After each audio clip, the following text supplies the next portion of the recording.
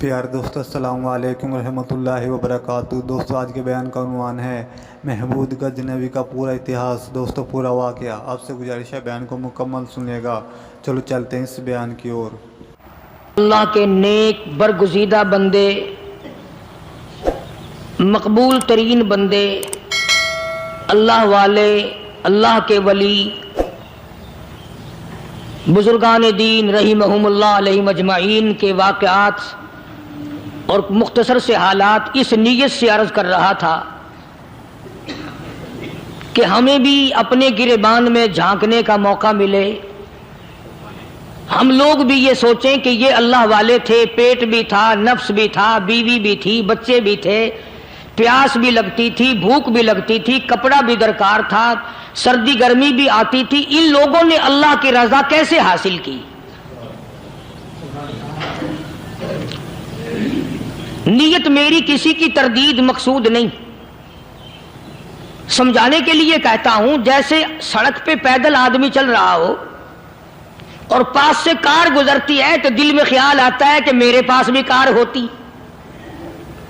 ان اللہ کے نیک بندوں کو دیکھ کر میں اور آپ کیوں نہیں سوچتے کہ میں بھی اللہ کا نیک بندہ بن جاتا؟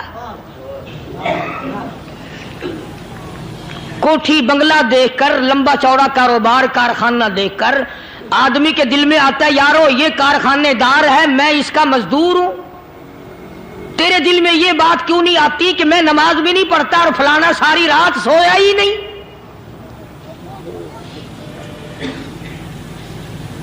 ہم لوگ اپنے معاملات میں، اپنے کردار کے بارے میں آخر کب سوچیں گے وہ کون سی نئی زندگی ملے گی؟ بس ایک دھوکہ لگا ہوا ہے، او جی میں تو گناہگار ہوں میرا کیا، او جی میں تو گناہگار ہوں میرا کیا، یوں کرتا کرتا ہی مر جائے گا، توبہ نہیں کرنی۔ کوئی آدمی پلیت ہو اور وہ یہ کہتا رہے او یار میں تو پلیت ہوں، یار میں تو ناپاک ہوں، میرا کیا میں تو ناپاک ہوں۔ اللہ کے بندے پانی کے پاس جا، غسل کر، پھر ہی تو پاک بنے گا۔ اپنے آپ کو پلیت پلیت کہتا رہے یوں تو پاک نہیں بنے گا۔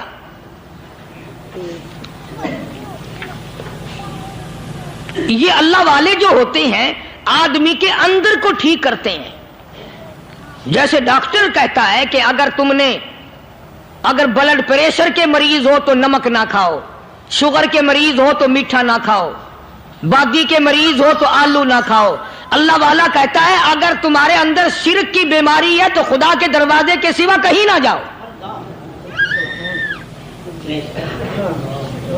اللہ والے اندر کا علاج کرتے ہیں، روحانی علاج کرتے ہیں، اس بیماری کا علاج کرتے ہیں جو قبر میں کام آئے گی۔ جب اللہ والوں کی مجلس میں بیٹھو گے تو وہ تمہیں یہ بتائیں گے کہ نبی کی سنتوں کے پھول چھوڑ کر بدعت کے کانٹوں کی طرف نہ جاؤ۔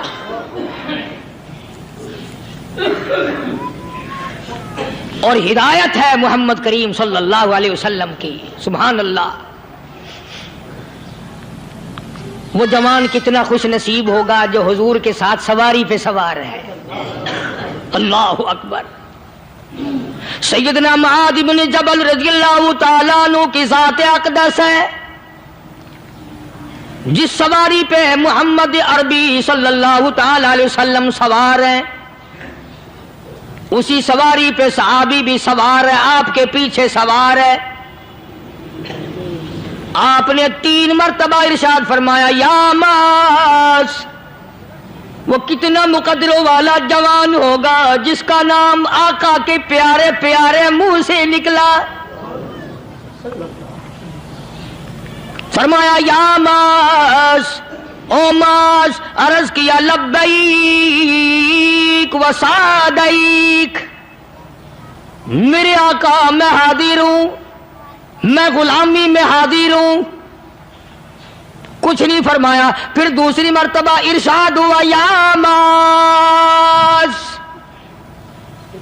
عرض کیا لبیک و سعدیک، کالی کملی والے میں تیری خدمت میں حاضر ہوں، میں غلامی میں حاضر ہوں۔ تیسری مرتبہ پھر فرمایا یا معاذ، سمجھے آپ؟ یہ تو حضور کو پتا تھا کہ میری آواز اس نے پہلی دفعہ میں ہی سن لی، پکار رہا ہے میں حاضر ہوں. 3 مرتبہ آواز اس لیے دی، یعنی میں جو تجھے بتانا چاہتا ہوں وہ بڑی اہم بات ہے، توجہ کر، دھیان کر اس بات کی طرف جو میں تجھے بتانے لگا ہوں. تیسری مرتبہ ارشاد ہوا یا معاذ، عرض کیا لبیک و سعدیک، میرے آقا میں حاضر ہوں، غلامی میں حاضر ہوں. ارشاد فرماؤ، فرمایا یا معاذ لا تشرک باللہ، او ماضی مجھ سے ارشاد سن لے، مجھ سے پیغام سن لے، میں محمد کریم صلی اللہ تعالی علیہ وسلم تجھے بڑی پتے کی بات بتانے لگا ہوں، گر کی بات بتانے لگا ہوں، کوئی حقیقت کی بات بتانے لگا ہوں. لا تشرک باللہ، او میرے جمال، میرے صحابی، او معاذ، اللہ کی ذات میں، اللہ کی صفات میں کسی کو شریک نہ ٹھہرانا.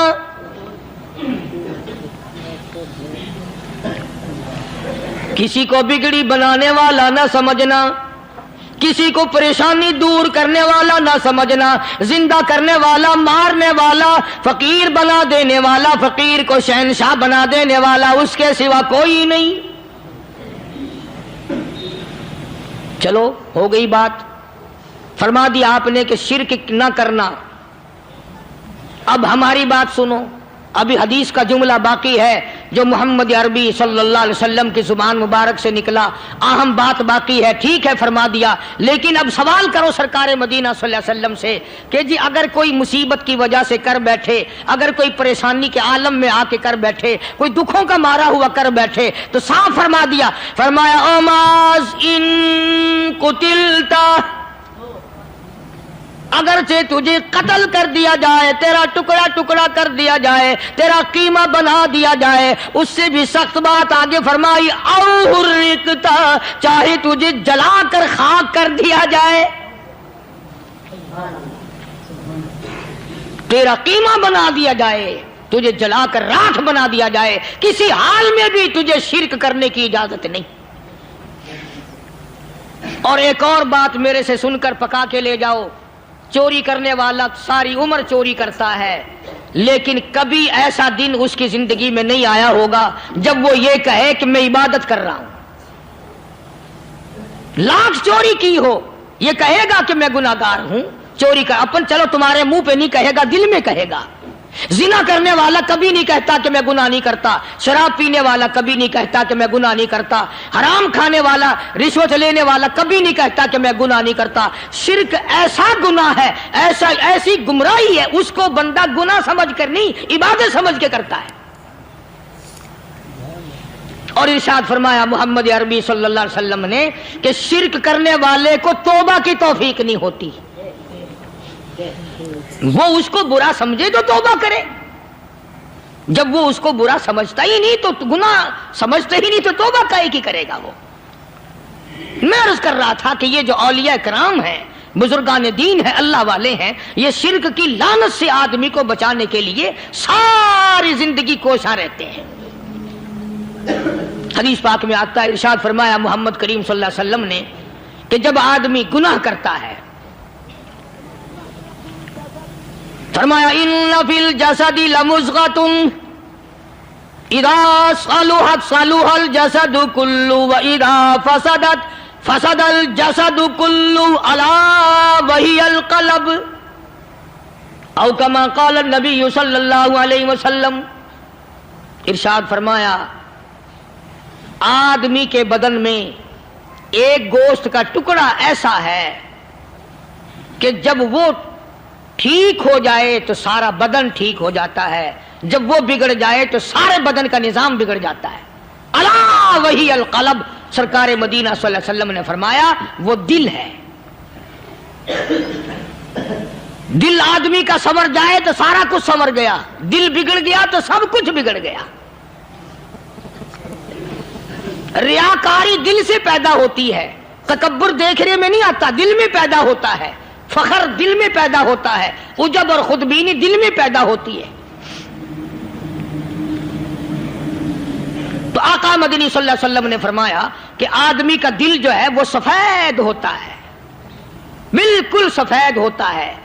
جب بندہ گناہ کرتا ہے تو ایک چھوٹا سا سیاہ کالا نقطہ اس کے دل پہ لگ جاتا ہے، پھر دوسرا گناہ کرتا ہے، پھر دوسرا نقطہ لگ جاتا ہے، پھر تیسرا گناہ کرتا ہے، پھر تیسرا نقطہ دل پہ لگ جائے، حتیٰ کہ اس کا دل سارا کالا ہو جاتا ہے۔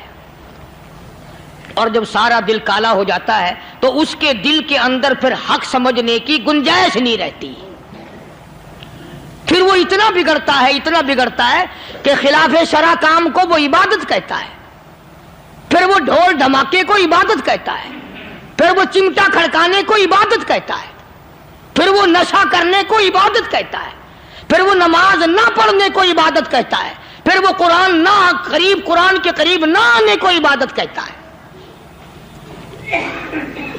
حالانکہ بزرگوں کا یہ طریقہ کار نہیں۔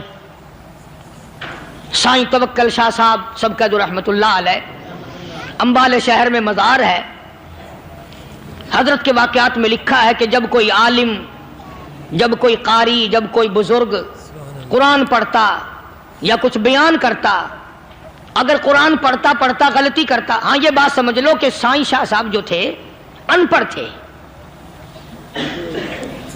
عالم نہ تھے، پڑھے ہوئے نہیں تھے، لیکن اگر کوئی قرآن کی آیت غلط پڑھتا تو سائیں شاہ صاحب جو تھے وہ کہتے کہ تو نے غلطی کی ہے، اور اگر کوئی حضور کریم صلی اللہ علیہ وسلم کی حدیث پاک پڑھتا اس میں کوئی غلطی کر دیتا تو شاہ صاحب فرماتے کہ تو نے غلطی کی ہے۔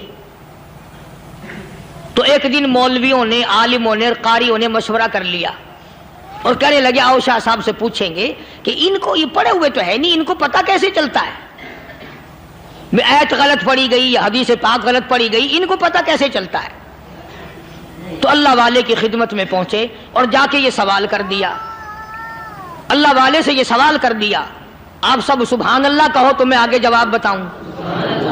اللہ اکبر، اللہ اکبر، کیا شان ہے اللہ والوں کی۔ فرمایا تم نہیں جانتے جب کوئی قاری قرآن صحیح پڑھتا ہے، عالم حدیث پاک صحیح بیان کرتا ہے، میں دیکھتا ہوں، میری آنکھوں کو نظر آتا ہے، اس کے سر سے لے کر آسمان تک نوری فرشتوں کی قطار بند جاتی ہے،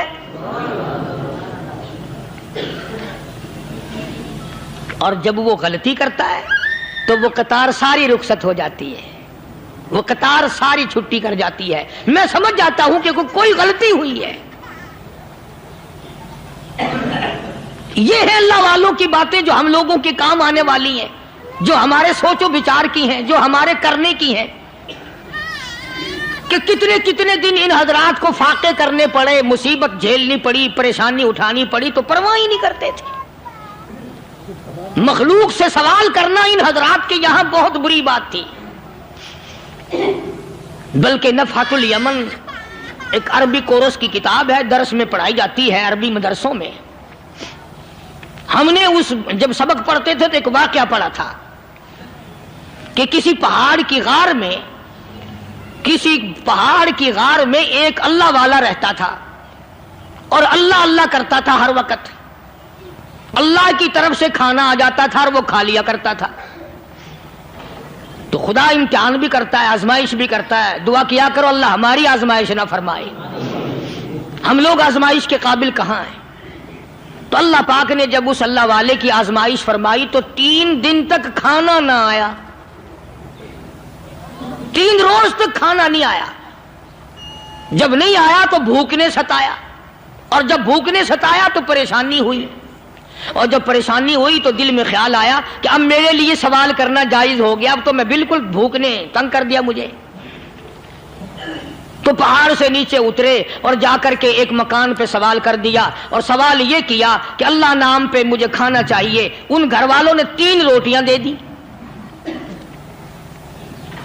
ان گھر والوں نے 3 روٹیاں دے دی، اور یہ اللہ کا ولی لے کے چل دیا۔ تو جس گھر سے 3 روٹیاں ملی تھی ان کے یہاں ایک کتا بھی تھا، وہ اس ولی کے پیچھے پیچھے لگ گیا اور بھونکار قریب تھا کہ کاٹ کھائے، پھاڑ کھائے۔ اللہ کے ولی نے سوچا کہ یہ تو بڑا ظالم کتا پیچھے لگ گیا، 1 روٹی اس کو پھینک دوں، 2 مجھے کافی ہو جائیں گی، یہ اپنا اس کی ہلے لگ جائے گا، مشغول ہو جائے گا، میں نکل جاؤں گا۔ یہ کتاب کی بات ہے، حدیث کی نہیں. تو نفحۃ الیمن کتاب میں واقعہ یوں لکھا کہ کتا ایک روٹی کھا کے پھر بھاگ کے اس ولی کو مل گیا اور بہت بھونکا اور کاٹنے کے قریب ہوا. تو پھر اللہ کے ولی نے سوچا کہ یار ایک ہی روٹی کافی ہو جائے گی، یہ تو پھر ظالم پیچھے ہو گیا. اس نے دوسری روٹی بھی اس کو پھینک دی. اللہ کی شان، کتا دوسری روٹی کھا کر کے پھر ولی کے پیچھے پیچھے. اس نے سوچا ایسی روٹیوں سے تو یوں ہی بھلے، وہ تیسری بھی پھینک دی. کتے نے تیسری بھی کھا لی اور جب تیسری روٹی کھا کے کتا بھونکا، اب ولی کھڑا ہو کر غصے میں آ گیا اور کہنے لگا او کتے تجھے شرم نہیں آتی؟ عربی کا لفظ ہے وَمَا عَدِيمُ الْحَيَا، اور بغیرت کمینے، تیرے مالک نے 3 روٹیاں دی تھی، جس دروازے پہ تو رہتا تینوں کھا لی پھر بھی بھونکتا ہے. 3 روٹیاں میں نے تجھے دے دی پھر بھی بھونک رہا ہے. تو یوں لکھا اس کتاب میں کہ اللہ پاک نے کتے کو بھی زبان دی اور وہ یہ کہنے لگا کہ ولی صاحب ذرا ٹھہرو، خود فیصلہ کرو، تم بے غیرت ہو یا میں بے غیرت ہوں. فیصلہ جناب کریں، میں کتا ہوں آپ ولی ہیں. جنت کے کھانے کھائے، ارے 3 دن نہ ملا تو آدمی کے دروازے پہ آ کے ماتھا گھسایا، جھولی پھیلائی، بھیک مانگی، مجھ سے قسم لے لو میں کتا ہوں. کئی مرتبہ 8 دن ٹکڑا نہیں ملتا، قسم لے لو اس دروازے کے سوا کبھی کسی دوسرے دروازے پہ نہیں گیا میں.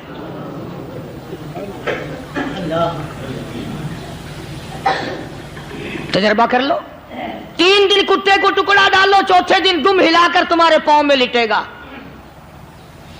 ساری عمر گزر گئی اس مالک کا دیا ہوا کھاتے ہوئے پیتے ہوئے، آج بھی تجھے اس مالک کا دروازہ سمجھ نہیں آیا. پانی وہ پلاتا والذی ہوا یطعمنی ویسقین وَإِذَا مَرِضْتُ فَهُوَ يَشْفِينِ.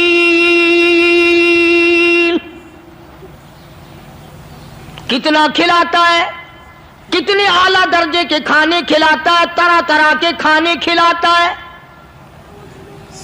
پالا اس نے، سنبھالا اس نے، زندگی اس نے دی، اولاد اس نے دی، خوبصورت بیوی اس نے دی، گھر آباد اس نے کیا.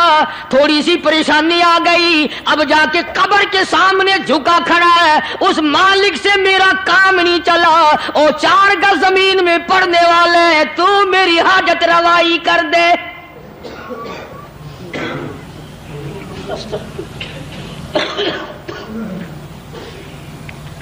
کون سے ولی نے یہ تعلیم دی، کون سے ولی نے یہ ترغیب دی؟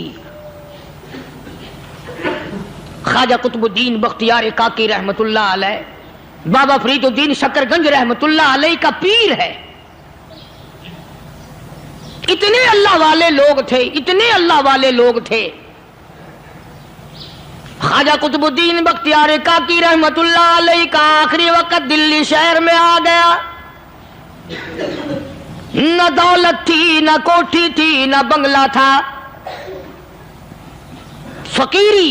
ہائے ہائے، عجیب بادشاہت ہوتی ہے ان لوگوں کی. بادشاہ ان کے دروازوں پہ آیا کرتے تھے.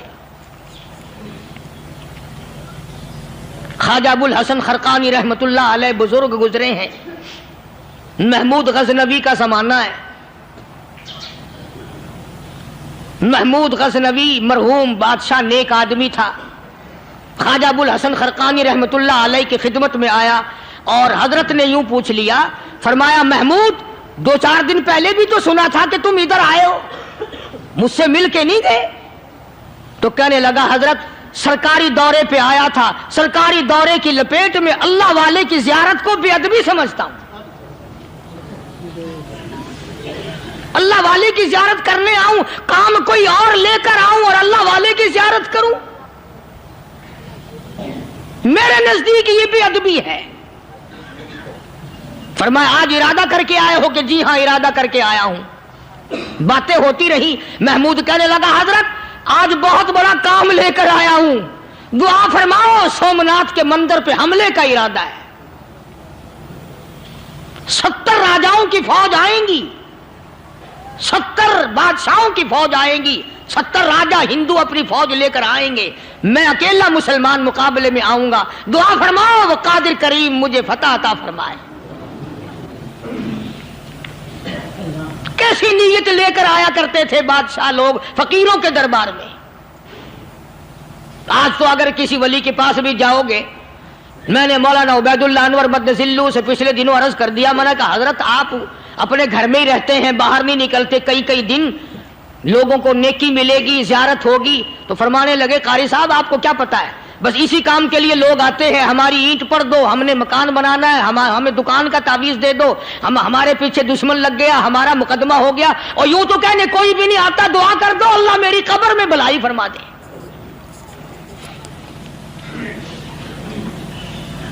تو محمود غزنوی نے خواجہ ابوالحسن خرقانی سے درخواست کی کہ آپ دعا فرمائیں۔ اللہ والے نے دعا بھی فرمائی اور اپنا مسلح دے دیا۔ یوں فرمایا محمود جب مشکل وقت آ جائے اس مسلح پہ کھڑے ہو کر 2 رکعت نماز ادا کرنا۔ پتہ چلا کہ اللہ کی مدد جو ہے وہ نماز کے ساتھ ہے۔ میں تمہیں بھی بتاتا ہوں، ولی تو میں نہیں، جب بھی کوئی پریشانی آئے، جب بھی کوئی تکلیف آئے، فرمایا استعینوا بالصبر والصلاۃ، نماز پڑھو انشاءاللہ آسانی ہوگی، صبر کر نماز پڑھ، ان اللہ مع الصابرین، اللہ پاک صبر کرنے والوں کا ساتھی ہے، صبر بھی کرتا جا، نماز بھی ادا کرتا جا، جس سے تیرا بگاڑ ہے یوں بھی سوچتا جا میری طرف سے کوئی ظلم نہ ہو جائے، میں مارا جاؤں گا۔ مسلح ساتھ لے کر چلا گیا اور اپنی فوج کو لے کر کے سومناتھ کے مندر پہ حملہ کر دیا۔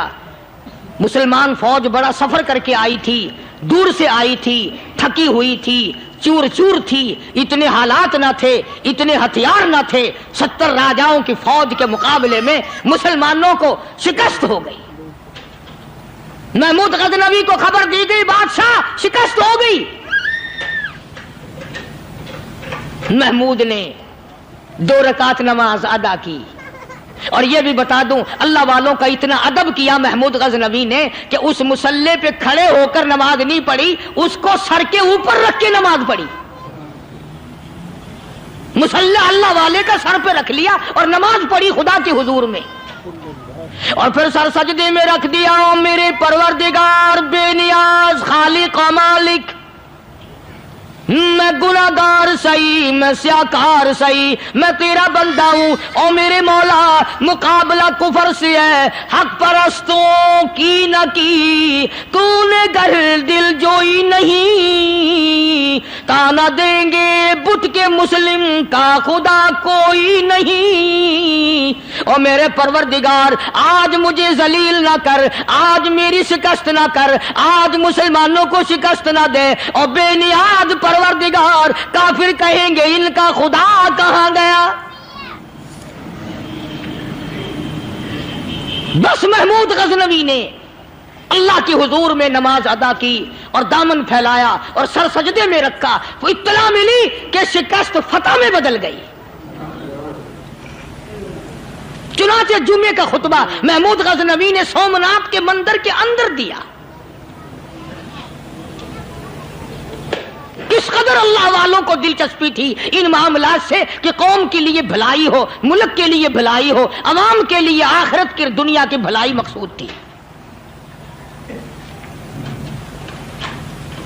خواجہ قطب الدین بختیار کاکی رحمت اللہ علیہ دلی شہر میں رہتے ہیں، بادشاہوں کا زمانہ ہے۔ اللہ اللہ کیا عجیب لوگ تھے۔ آج تو اچھے بھلے دیندار طبقہ نماز پڑھانے والوں کو نماز کے، غسل کے، وضو کے مسائل معلوم نہیں۔ دوستو ایسا وقت تھا سلطان صلاح الدین خلجی رحمت اللہ علیہ کو بادشاہ ہو کر عربی کی بہت بڑی 4 جلدوں میں کتاب ہے ہدایہ، ہدایہ بادشاہ صلاح الدین خلجی کو زبان نہیں یاد تھا، اتنی بڑی عظیم کتاب زبان نہیں یاد تھی. وہ بادشاہ بھی ہوا کرتے تھے اور ولی بھی ہوتے تھے. سلطان عالمگیر رحمت اللہ علیہ بہت بڑا بادشاہ ہو کر، اورنگزیب ہے، عالمگیر ہے، اتنا بڑا عظیم بادشاہ، مگر حضور کریم صلی اللہ علیہ وسلم کی 5000 حدیث پاک اس بادشاہ کو زبان نہیں آتی.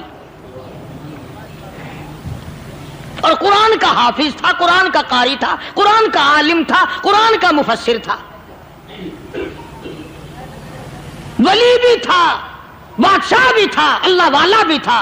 اور اتنا خوف تھا دل میں تمہیں کیا بتاؤں. اللہ اکبر، بادشاہ ہو کر کے کپڑا خریدا، مزدوری کر کے کپڑا خریدا بادشاہ نے، اور کپڑا خرید کر اس کی ٹوپیاں اپنے ہاتھوں سے سی. عالمگیر رحمت اللہ علیہ نے اس کی ٹوپیاں اپنے ہاتھوں سے سی اور چاندنی چوک دلی میں کھڑے ہو کر فروخت کی، بیچی. 6-7 روپے جمع کر کے ایک تھیلی میں بند کر کے اوپر لکھا عالمگیر کا کفن ان پیسوں سے خریدا جائے. کبھی ہم نے بھی سوچا جو رشوت مارنے والا آدمی ہے، بتاؤ اس کے لیے کفن کہاں سے اچھے پیسے تلاش کر کے لایا جائے گا؟ رشوت کا ہی کفن ملے گا نا. جو آدمی ملاوٹ کر کے پیسے کماتا ہے، فنکاری کر کے پیسہ کماتا ہے، دغا اور فریب کر کے پیسے کماتا ہے، تو آج ہمارا کفن بھی صحیح نہیں، کفن بھی دغا والا، فریب والا، ملاوٹ والا. بلکہ تم تو کہتے ہو کہ آج کل کھانے کے لیے خالص کچھ نہیں ملتا. میں کہتا ہوں میت کو غسل دینے کے لیے پانی خالص نہیں ملتا. یہ جو ہم موٹریں نلکے لگاتے ہیں، یہ پیسے کون سے ہمارے خالص ہیں؟ جو صابن میت کو مل رہی ہیں کون سے پیسوں کا خریدا ہوا ہے؟ جو خوشبو میت کو لگ رہی ہے کون سے پیسوں کی خریدی ہوئی ہے؟ جو کفن پڑ رہا ہے وہ کیسے پیسوں کا کفن ہے؟ اور میں آگے بڑھ کر کے کہتا ہوں جو کندھوں پہ اٹھائے جا رہے ہیں وہ کون سے کتب ہیں، کون سے ابدال ہیں؟ جس نے میت کو غسل دیا ہے کبھی معلوم کیا کہ وہ کتنا بڑا نیک آدمی ہے؟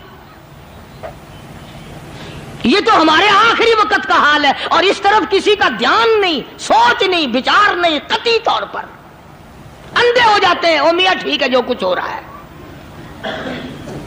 اچھا ایک بات عرض کروں، اللہ تبارک و تعالیٰ کے یہاں جب ہم جائیں گے، اگر اور سارے معاملات کو چھوڑ دو، اللہ پاک یہی پوچھ لے کہ میاں یہ کفن جو پہن کے آیا یہ کیسا ہے؟ یہ جو کفن پہن کے آیا یہ کیسا؟ ہم کیا جواب دیں گے؟ بادشاہ عالمگیر رحمت اللہ علیہ نے تھیلی پہ لکھ کر کے بند کر کے رکھ دیا، جب میرا انتقال ہو جائے، میری موت آ جائے، جب میں دنیا سے رخصت ہو جاؤں، جب میں دنیا سے چلا جاؤں، میرا آخری لباس جو میں نے ساتھ لے کے جانا ہے، وہ شادی کے جوڑے دنیا تیار کرتی ہے، سفر کے جوڑے دنیا تیار کرتی ہے، غیر ملکوں میں جانے کے لباس دنیا تیار کرتی ہے، ادھر ادھر جانے کے لیے، تقریبوں میں جانے کے لیے جوڑے لباس پوشاک دنیا تیار کرتی ہے. اور میں کہتا ہوں لوگوں، قبر کی پوشاک ہم کب تیار کریں گے؟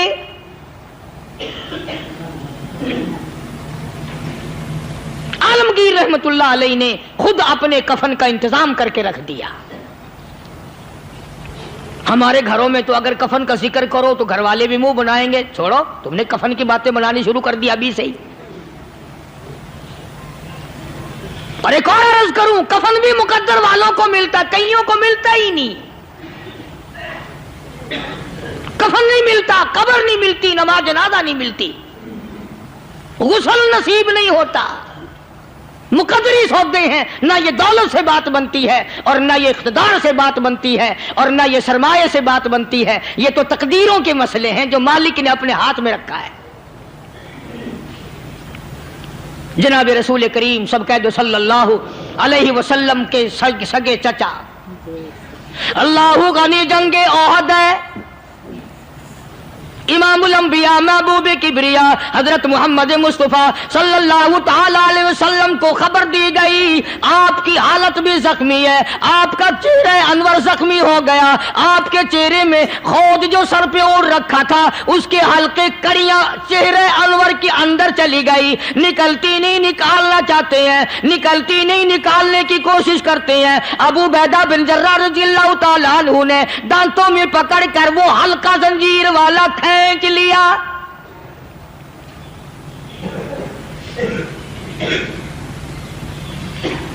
اللہ غنی، ادھر خون کا پھوارا چھوٹا، خون کا پھوارا چھوٹا۔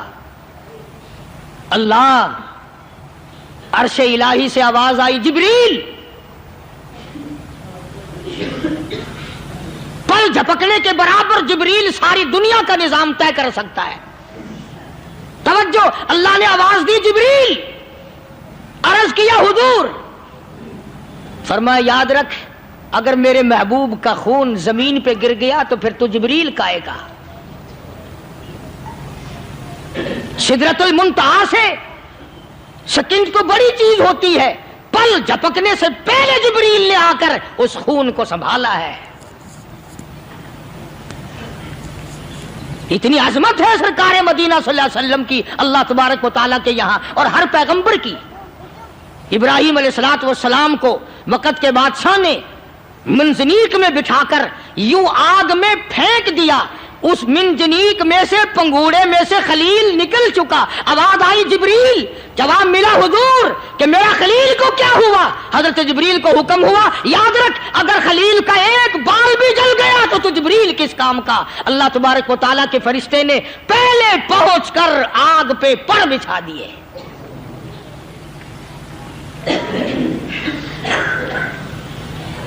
یوسف علیہ الصلوۃ والسلام کو بھائیوں نے کنویں میں پھینکا۔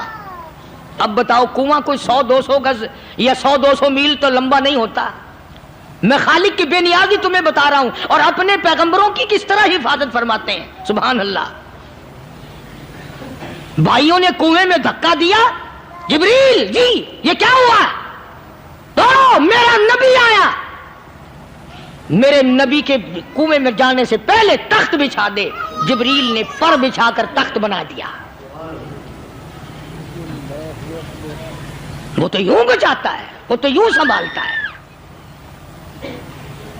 ابو عبیدہ بن جراح رضی اللہ تعالی عنہ نے سرکار مدینہ صلی اللہ علیہ وسلم کے چہرے انور میں سے وہ جو زنجیر کڑی کھینچی، اللہ اللہ، ابو عبیدہ کے 2 دانت نیچے کے، 2 اوپر کے، 4 دانت نکل گئے۔ آج ہمارے دانتوں کو کیڑے کھا جاتے ہیں، کھوکھریں بن جاتی ہیں، نکل جاتے ہیں۔ ابو عبیدہ تو کتنا خوش نصیب جوان ہے، تیرے 4 دانت تو نکل گئے، پر حضور صلی اللہ علیہ وسلم کی تکلیف کو تو نے دور کیا، یعنی آقا کی خدمت کرتے ہوئے ابو عبیدہ کے دانت نکل گئے۔ ادھر اپنی تکلیف ہے، ادھر پتا چلا کالی کملی والے صلی اللہ تعالی علیہ وسلم تیرے چچا کا حال ٹھیک نہیں۔ صلی اللہ علیہ وسلم بڑا صدمہ پہنچا، بڑا رنج پہنچا۔ ایک بات کرتا ہوں، توجہ کر کے لکھ کے لے جاؤ، کام آئے گی، بیٹیوں کو بتاؤ، بہنوں کو بتاؤ۔ سرکار کی نظر پڑی، سرکار کی نظر پڑی، حضرت صفیہ رضی اللہ تعالی عنہ، حضور کی بوا، حضور کی پھوپھی، حضرت زبیر رضی اللہ تعالی عنہ کی اماں، امیر حمزہ رضی اللہ تعالی عنہ کی بہن دوڑی دوڑی آتی ہے۔ پتہ چلا نا مدینے میں کہ بھائی کا حال ٹھیک نہیں، شہید کر دیا گیا۔ عورت ذات دوڑی دوڑی آئی، حضور نے فرمایا، زبیر کون عورت ہے، جا کے روکو، لاش کا حال ٹھیک نہیں، کپڑے پھاڑے گی، جزا فضا کرے گی، میں نے سنا ہے لاش کا حال ٹھیک نہیں ہے۔ حضرت زبیر نے آ کے روکا، قریب آ کر پہچان لیا، حضرت زبیر کی اماں تھی۔ انہوں نے کہا، اماں اجازت نہیں، آگے نہ جاؤ۔ حضرت صفیہ عرب کی تکڑیم آئی، مارا غصہ زبیر کو، اوپر پھینک دیا، کہنے لگی، ہاتھ ایک طرف، میں اپنے بھائی کو دیکھنے نہ جاؤں۔ زبیر کو تو مکہ مار کے پرے پھینک دیا۔ اور لوگوں توجہ کرو، غلام آپ بھی بنتے ہیں، غلام میں بھی بنتا ہوں، خدا کی قسم ٹائم پہ غلامی کا پتہ چلتا ہے۔ پھر زبیر کہنے لگا، اماں حضور نے منع فرمایا، آگے نہ جا، حضور نے منع فرمایا۔ خدا کی قسم ذمہ داری سے کہتا ہوں، علماء نے لکھا ہے حضرت صفیہ نے جو پیر قدم آگے رکھنے کے لیے اٹھایا ہوا تھا وہ آگے نہیں رکھا، پیچھے ہٹ کے رکھا ہے۔ میرے نبی کے فرمان کے خلاف نہ ہو جائے، میرے نبی کے ارشاد کے خلاف نہ ہو جائے، اگر خلاف ہو گیا تو میں ماری جاؤں گی۔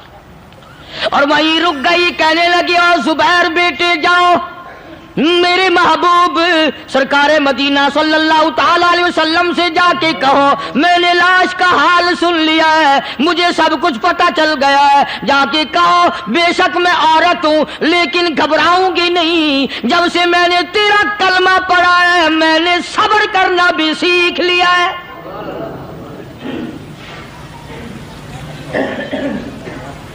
میں زیادہ فدا نہ کروں گی، میں کپڑے نہ پھاڑوں گی، میں رونا دھونا نہیں کروں گی۔ مدنی کریم صلی اللہ علیہ وسلم کو حضرت زبیر نے جا کے بتا دیا، میری اماں یوں کہتی ہے، فرمایا پھر بے شک اجازت ہے جائے۔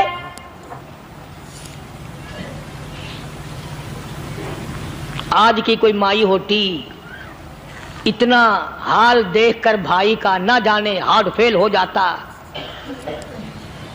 صفیہ نے آ کے دیکھا اپنے بھائی سیدنا امیر حمزہ کے دونوں کان نہیں، ناک نہیں، لب نہیں، 11 ٹکڑے ہوئے پڑے ہیں، روتی نہیں، گھبراتی نہیں، دھڑام سے گرتی نہیں، چہرہ نہیں پیٹتی، ماتم نہیں کرتی، کھڑی ہو گئی، کہنے لگی او میرے پروردگار میرے بھائی کی قربانی قبول فرما،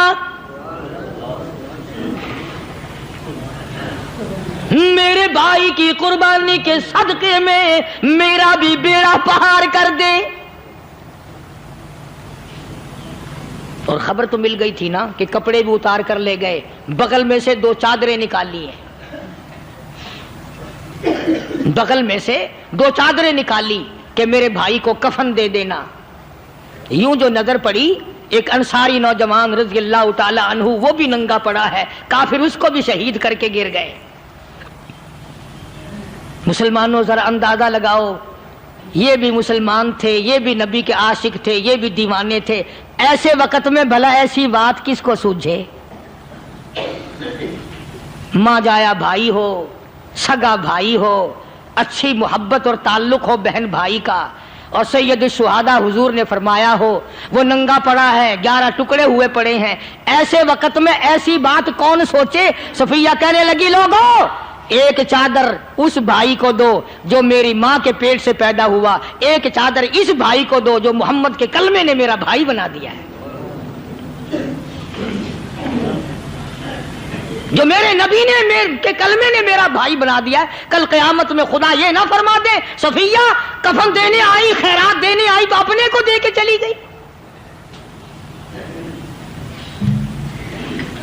اب ان میں ایک چادر ہے چھوٹی اور ایک ہے بڑی، پھر کہنے لگی میری چادریں واپس کر دو، ایسا نہ ہو میرے بھائی کو بڑی مل جائے دوسرے بھائی کو چھوٹی مل جائے، اللہ پاک کل یہ نہ فرما دے اگر کفن دینے بھی آئی تو اپنے کو بڑی دوسرے کو چھوٹی، یہ اللہ کی رضا والا تو کام نہیں۔ قرہ اندازی کی، سگے بھائی سیدنا امیر حمزہ رضی اللہ تعالیٰ عنہ کے حصے میں چھوٹی چادر آئی اور اس انصاری جوان کے حصے میں بڑی چادر آ گئی۔ چنانچہ جب محمد عربی صلی اللہ تعالیٰ علیہ وسلم تشریف لائے تو حضور کو اتنا صدمہ پہنچا، میری مستقل کیسٹ ہے سیدنا امیر حمزہ رضی اللہ تعالیٰ عنہ کے عنوان پر، آپ لوگ اسے خرید کے سنیں۔ تم بھی کہتے ہو کہ ہم نے اسلام کی بڑی خدمت کی، ہم نے قرآن کی بڑی خدمت کی، ہم نے علماء اور طالب علموں کی بڑی خدمت کی، ہم نے مسجد اور مدرسوں کی بڑی خدمت کی۔ میں یہ کہتا ہوں آؤ دیکھو تو صحیح کہ ان حضرات نے کہاں تک قربانیاں دی ہیں۔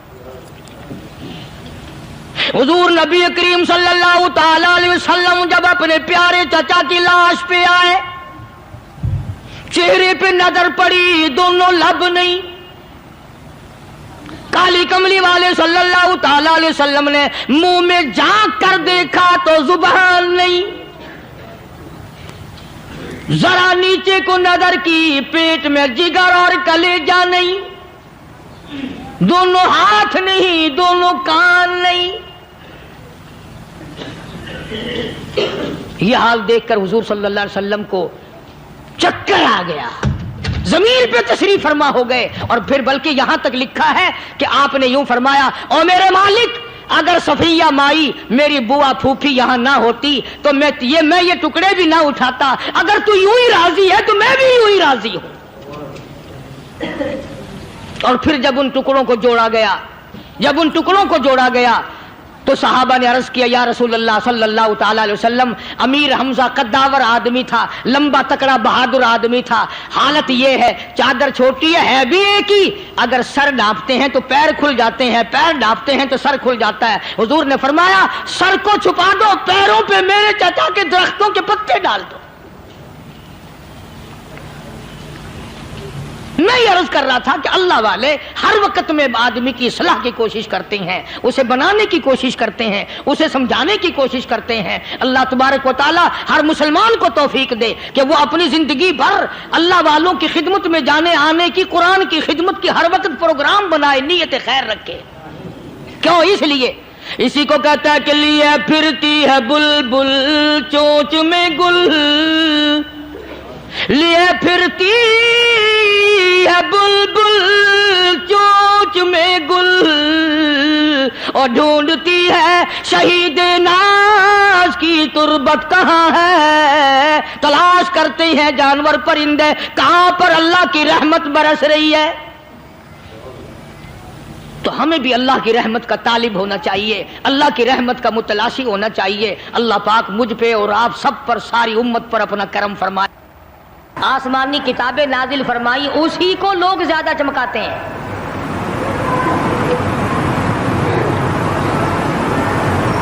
خدا اس بات کو گوارا ہی نہیں کرتا کہ میری طرف سے بغیر میرے اعلان کے کوئی ذرہ برابر اعلان کر سکے.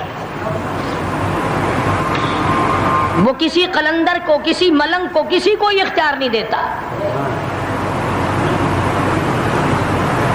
جن کا خدا جیتا جاگتا حی و قیوم قائم دائم ہے وہ تو ایسا ہے، اور جن کا خدا کبھی پیدا ہوتا ہے کبھی مر جاتا ہے ان کی میں بات نہیں کرتا.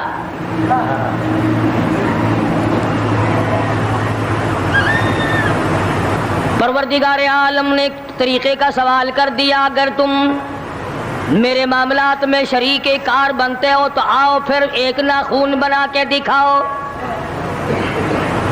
ایک بال بنا کے دکھاؤ، درخت کا ایک پتا بنا کے دکھاؤ، پتھر کا ایک روڑا بنا کے دکھاؤ، مٹی کا ایک ذرہ بنا کے میرے سامنے لاؤ. پروردگار عالم نے فرمایا چلو تم سے گائے کیا بنواؤں گا، بھینس کیا بنواؤں گا، بکری کیا بنواؤں گا، زمین و آسمان تم کیا بناؤ گے، چاند سورج ستارے کیا بناؤ گے، انسان تو بنانا تمہارے بس کا کام کہاں ہے. لن یخلقوا ذبابا، تم مجھے مکھی کا ایک پر بنا کے تو دکھاؤ.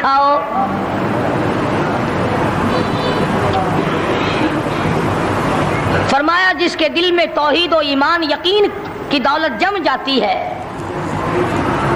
وہ لوگ تو دنیا ہی میں ایمان کا مزہ چکھتے رہتے ہیں، ایمان کی لذت آتی ہے.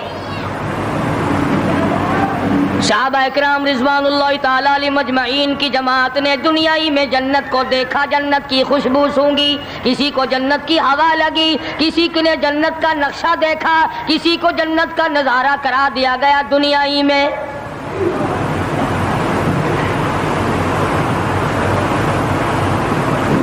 خوش نصیب تھے وہ لوگ جنہوں نے محنت سے اپنی آخرت کو بنایا، اپنی قبر کو بنایا، اپنی تمام تر زندگی میں کبھی بے فکری سے بسر نہ کی، رات کو سوچا، دن کو سوچا، صبح کو خیال کیا، شام کو خیال کیا. یہ ناپائیدار زندگی ہے، یہ ختم ہونے والی زندگی ہے، اس لیے مجھے دائمی زندگی کی کچھ تیاری کرنی چاہیے. ان لوگوں نے کمائی کی اور محمد کریم صلی اللہ تعالی علیہ وسلم کے ساتھ رہے، دنیا ہی میں ان کو جنت کے مزے آیا کرتے تھے. من عمل صالحا من ذکر او انثى وهو مؤمن فلنحيينه حياة طيبة محنت کرنی پڑتی ہے، تکلیف اٹھانی پڑتی ہے، پریشانی جھیلنی پڑتی ہے، جب جا کر کچھ کام بنتا ہے، استقامت کے ساتھ کام بنتا ہے، جہاد فی سبیل اللہ کے ساتھ کام بنتا ہے، گردنیں کٹانے سے کام بنا کرتا ہے، اپنی جانوں کا قیمہ بنوانے سے کام بنا کرتا ہے، پھونک مارنے سے نہ کبھی کام بنا اور نہ آج بن سکتا ہے۔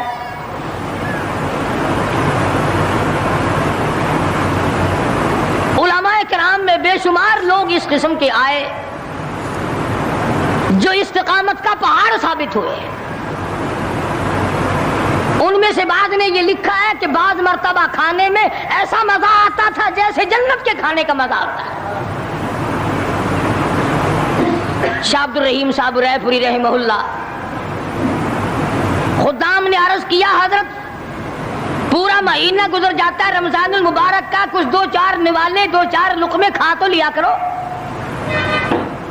تو فرمانے لگے میں اللہ پاک کا قرآن کریم دن کو پڑھتا ہوں، رات کو پڑھتا ہوں، سارا دن تلاوت کرتا ہوں، ساری رات تلاوت میں لگا رہتا ہوں، اور لوگوں تمہیں کیا معلوم ہے جب میں خدا کا قرآن پڑھتا ہوں میرے منہ میں جنت کے پھلوں کا مزہ آتا رہتا ہے۔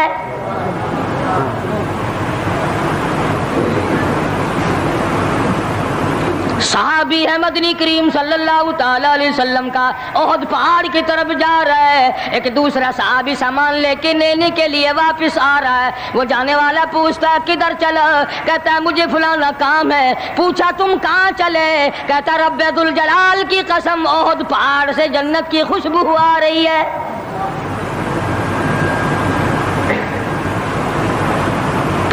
تھے یہ لوگ ارادے کے، استقامت اس قدر مضبوط تھی دنیا کی کوئی طاقت ان لوگوں کو نہیں ہلا سکی۔ سید عطا اللہ شاہ صاحب بخاری رحمہ اللہ، علماء اکرام کی پگڑی تھی، علماء کے آبرو تھے شاہ صاحب، علماء کی عزت تھی۔ امرتسر میں جلسہ کیا شاہ صاحب نے، اطلاع ملی بہار میں لوگوں نے حسین احمد مدنی کی پگڑی اتار کر جلا دی۔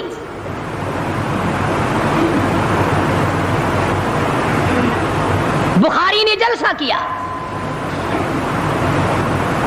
لوگوں نے جستجو آنا نگاہوں سے دیکھا کہ آج بخاری سٹیج پہ ننگے سر کیوں آیا؟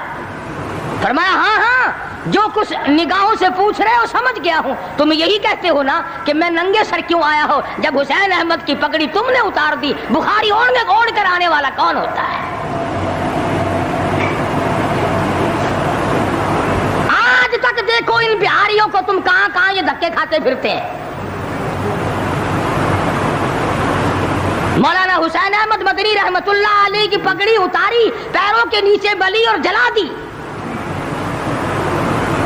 داڑھی میں شراب پھینکی، بے عزتی کی، پتھر مارے۔ جو سب سے آگے تھا صبح کو تالاب میں نہانے گیا، پیر اوپر ہے سر نیچے ہے، لوگ کہنے لگے بلے بلے اتنا لمبا سانس، بہت دیر ہو گئی۔ جب آدھا دن گزرا لوگوں نے جا کے دیکھا حضرت دنیا سے تشریف لے جا چکے تھے، وہ مر چکا تھا، پاؤں اوپر سر پانی میں ڈوب کے مر گیا۔ اس طرح سے غرق کیا خداوند عالم نے، کیا میرے ولی کی توہین کرنے والوں تم بچ کے نہیں جا سکتے۔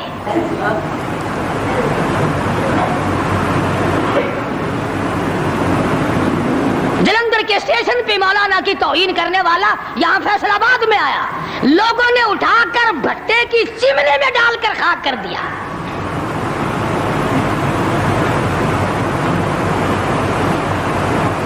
اللہ والوں کی توہین بشرطے اللہ والا ہو، ڈھنگ والا نہ ہو، فریب والا نہ ہو، ٹھگی والا نہ ہو، کتے بلی والا نہ ہو، اللہ والا ہو،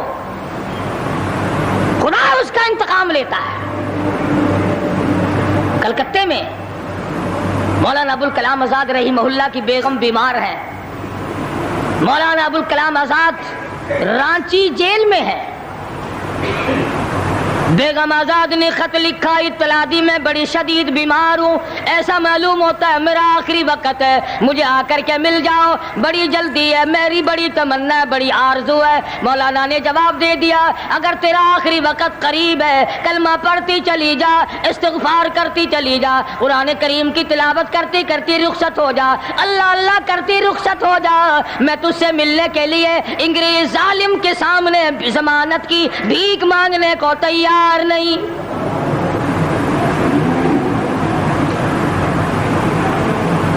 آج یہ جو علماء کی توہین کرتے ہیں، کبھی اخباروں میں لکھ کر فلاں مخالف تھا پاکستان کا، تم نے پاکستان کا کون سا کندھا دے رکھا ہے، تم نے پاکستان کا کیا سنوارا، تم نے پاکستان کا کیا بنایا، آدھا پاکستان بیچ کے کھا گئے اور تمہیں پوچھنے والا کوئی نہیں۔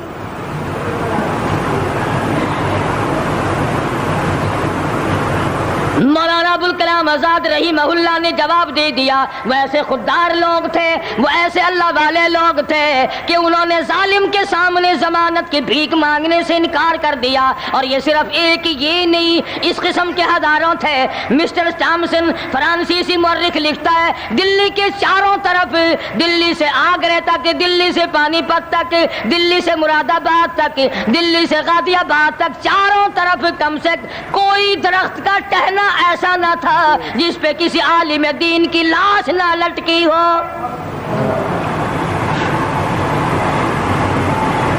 اور چوری کھانے والوں تمہیں کیا پتا ہے، پاکستان کو بھون بھون کر کھانے والوں تمہیں کیا پتا ہے، پاکستان کی قوم کا چمڑا ادھیڑنے والوں تمہیں کیا معلوم ہے، پاکستان کی آبرو برباد کرنے والوں تمہیں کیا معلوم ہے، پاکستان کی عزت کو تباہ کرنے والوں تمہیں کیا معلوم ہے کہ علماء کرام کا کیا کردار ہے۔ 400 عربی مدرسے تھے دلی کے چاروں طرف، ایک بھی طالب علم باقی نہ رہا، نہ ناظم کو رہا، نہ محتمم رہا، تمام کے تمام پڑھنے والے، پڑھانے والے، اساتذہ بھی، طالب علم بھی، تمام کے تمام انگریز ظالم سے ٹکرا کر شہید ہو گئے۔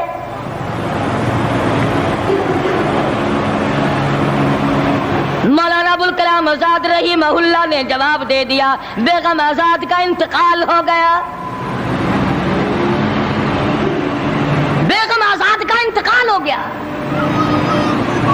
مولانا آزاد کی بیوی کا جنازہ کلکتے کی بازاروں سے نکل رہا ہے۔ وہ مسلمان جو انگریز کا پیشاب چاٹا کرتے تھے، جو انگریز کی لید چاٹا کرتے تھے، انگریز کے گھوڑوں کی، میموں کا تھوک چاٹنے والے مسلمان بیگم آزاد کے جنازے پہ لٹھ برسائے، لٹھ مارے مولانا آزاد کی بیگم کے جنازے پہ۔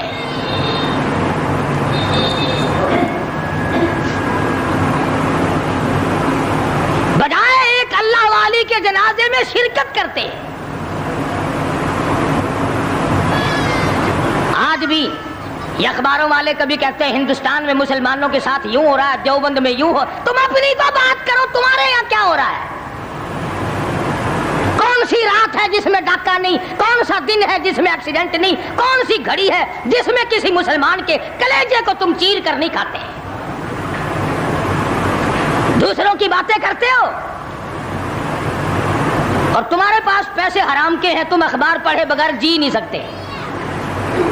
اگر 5 روپے کا اخبار ہو جائے گا پھر بھی تم ناشتہ، 50 حج کر لو پھر بھی اخبار سے صبح انشاءاللہ ہوگی تیری۔ حاجی صاحب صبح قرآن پڑھا کر اخبار خبر میں کام نہیں آئے گا، نرا جھوٹ، نرا بکواس۔ کوئی ریڈیو کا سر پکڑے بیٹھا ہے، کوئی ساری رات ٹی وی کے سامنے مرے ہوئے کتے کی طرح پڑھ کے گزار دیتا ہے،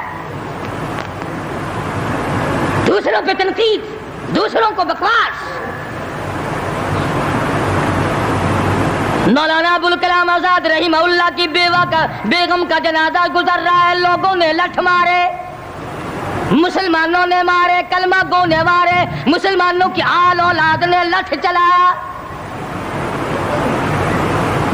سید عطا اللہ شاہ صاحب بخاری رحمت اللہ علیہ کو پتہ چلا، تیسرے چوتھے دن تشریف لے گئے، بن بلائے گئے، وہاں جا کر کے لوگوں کو للکارا، فرمایا لوگوں تم نے اس عفیفہ کے جنازے پہ لٹھ جلایا، تم نے اس سیدہ کے جنازے پہ لٹھ چلایا جس کو بے نقاب تو کیا تم نے کبھی با نقاب بھی نہیں دیکھا۔ لیڈر کی بیوی تھی، عالم کی بیوی تھی، بہت بڑے سیاستدان کی بیوی تھی۔ کلکتے کے لوگوں نے مولانا ابوالکلام آزاد کی بیوی کو کبھی بغیر پردے تو کیا پردے میں بھی نہیں دیکھا۔ آج تو جب تک ساتھ لے کر بازار میں سے گزر نہ جاؤ اس وقت تک لیڈری نہیں چمکتی۔ کم سے کم پتہ تو چلنا چاہیے نا اس کے گھر میں مال کیسا ہے۔ اور اب تو بلکہ جب نکاح ہوتا ہے تو اسی وقت دلہے دلہن کا اخبار میں فوٹو آتا ہے کہ دلہا کس بھاؤ کا دلہن کس بھاؤ کی ہے۔ شرم نہیں آتی مسلمان کہلاتے ہوئے۔ ادھر کی بارات میں بھی حاجی، ادھر کی بارات میں بھی مسلمان اور نمازی۔ بھئی یہ کیا حرکتیں ہو، ارے بس لڑکے وڑکے ہیں نا، چھوکرے وکروں کے کام ہے یہ۔ کیا قیامت میں قبر میں گزارا ہو جائے گا یوں ہی؟ اللہ پوچھے گا کہ تم کیا کیا بدماشیاں کیا کرتے تھے؟ اب جی ہم تو بڑے نیک آدمی تھے، ہمارے لڑکے بڑے حرامی تھے، وہ یوں کیا کرتے تھے۔ کیسے کام چلنے لگا؟ سید عطا اللہ شاہ صاحب بخاری رحمت اللہ علیہ نے للکار کے کہا تم نے اس عفیفہ کی بے عزتی کی، توہین کی، سیدہ کی توہین کی جس نے کبھی تم نے کبھی اس کو بے نقاب تو کیا با نقاب بھی نہیں دیکھا، برقعے کے ساتھ بھی نہیں دیکھا۔ فرمانے لگے میری نگاہ، میری نظر، میری آنکھ دیکھ رہی ہے کہ تمہاری لاشوں کو کلکتے کے بازاروں میں کتے گھسیٹ رہے۔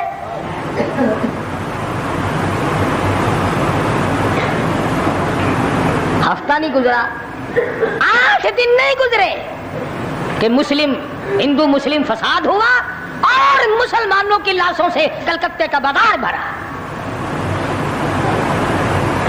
جب مقابلے کا وقت آتا پھر نہیں یہ جاتے۔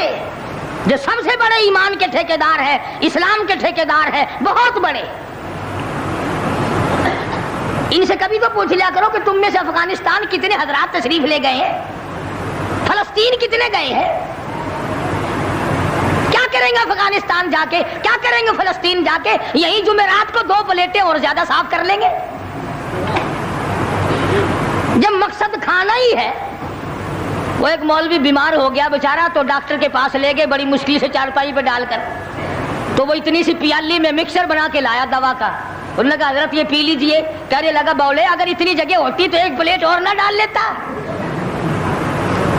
کدھر ہے جگہ دوا کی؟ جن کا مقصد صرف کھانا، جن کا مقصد صرف پینا ہے، وہ کیا کریں گے ادھر ادھر جا کر؟ کیا کریں دیں ان کو؟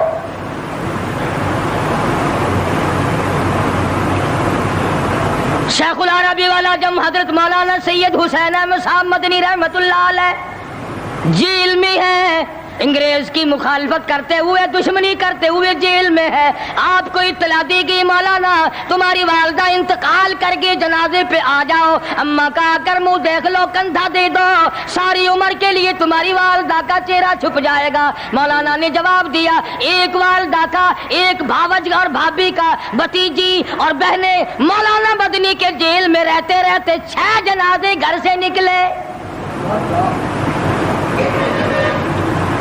6 جنازے گھر سے نکلے۔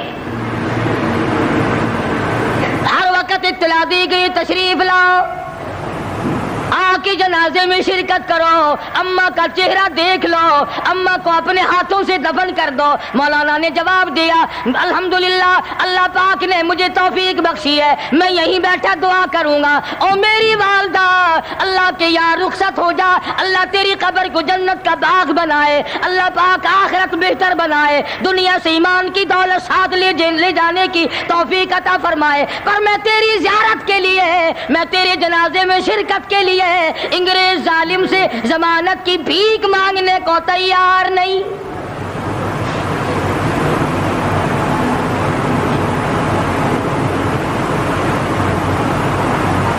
150-125 سال علماء دین انگریز ظالم سے ٹکرائے، مراٹھوں سے ٹکرائے، ڈوگروں سے تمام ان ہندوؤں سے، سکھوں سے، डोगरा पार्टी जो थी उससे टकराए, तमाम से शाह इस्माइल शहीद, मौलाना सैयद अहमद बरेलवी रहमतुल्लाह अलैह, इन हजरात ने जिहाद किया और लाखों आदमी इनके साथ होकर शहीद हुआ। प्यार दोस्तों, अस्सलाम वालेकुम रहमतुल्लाहि व बरकातुहू। अभी आपने कारी हनीफ साहब का बहुत ही प्यारा और बहुत ही ज़बरदस्त बयान सुना। दोस्तों बयान का उन्वान था महमूद गज़नवी का पूरा इतिहास, पूरा वाक़या। दोस्तों बयान आपको पसंद आया तो हमारे चैनल को सब्सक्राइब, वीडियो को लाइक ज़रूर कर लेना। कल फिर मिलते एक नई वीडियो के साथ, जब तक के लिए अस्सलाम वालेकुम, खुदा हाफिज़।